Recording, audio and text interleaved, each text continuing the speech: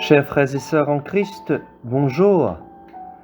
Nous nous retrouvons en ce matin du vendredi 10 décembre pour méditer ensemble l'Évangile selon saint Matthieu au chapitre 11, les versets 16 à 19. En ce temps-là, Jésus déclarait aux foules: « À qui vais-je comparer cette génération ? Elle ressemble à des gamins assis sur les places, qui en interpellent d'autres en disant: « Nous vous avons joué de la flûte, et vous n'avez pas dansé. Nous avons chanté des lamentations, et vous ne vous êtes pas frappé la poitrine. Jean est venu, en effet, il ne mange pas, il ne boit pas, et l'on dit: c'est un possédé. Le Fils de l'homme est venu, il mange et il boit, et l'on dit: voilà un glouton et un ivrogne, un ami des publicains et des pécheurs. Mais la sagesse de Dieu a été reconnue juste à travers ce qu'elle fait. » Acclamons la parole de Dieu.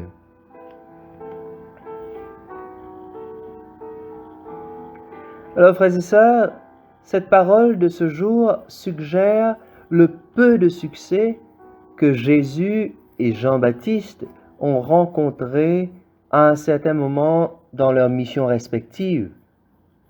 Et donc, ils se retrouvent tous deux, on peut le dire, sur un même pied d'égalité.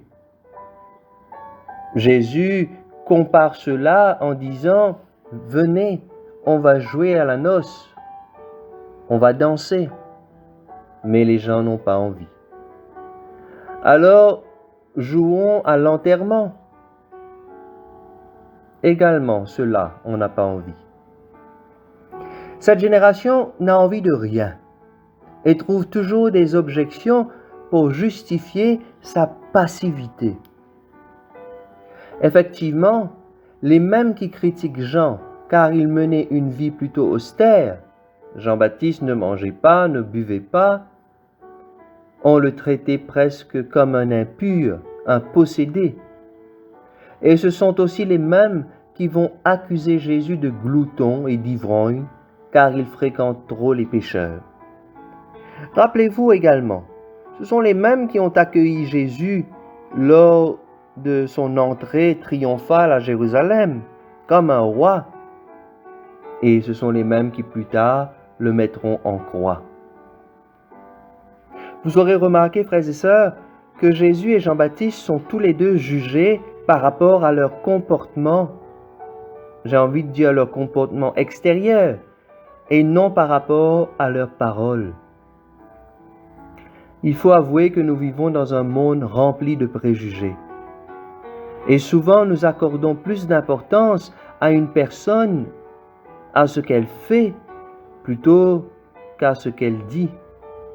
Et il peut arriver que l'on ne reconnaisse pas le contexte. On fait fi de la situation autour. Alors que le style de vie de Jésus était très différent de celui de Jean, les deux ont été rejetés. Les gens qui les écoutaient ont considéré la difficulté comme leur étant extérieure et non pas intérieure à eux-mêmes. Ils avaient besoin de sagesse pour pouvoir interpréter la vérité de l'appel au changement, l'appel à la conversion. Alors aujourd'hui, frères et sœurs, demandons au Seigneur de nous débarrasser de nos préjugés. Prenons le temps, ayons la patience nécessaire pour apprendre à connaître quelqu'un avant de le juger. Essayons de comprendre son combat avant de l'accuser. J'entends souvent des personnes critiquer tel ou tel autre prêtre à cause de ses connexions avec les politiciens ou avec des personnes influentes, sans même connaître les combats que mènent ces personnes.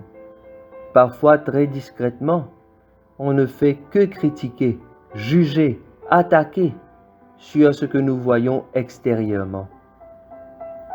Alors demandons à Dieu de nous libérer de toutes ces tentations et qu'il nous donne un cœur aimant pour mieux comprendre, soutenir et accompagner ceux et celles qui s'engagent au service des plus pauvres, là où ils sont, sans peur d'être jugés ou critiqués.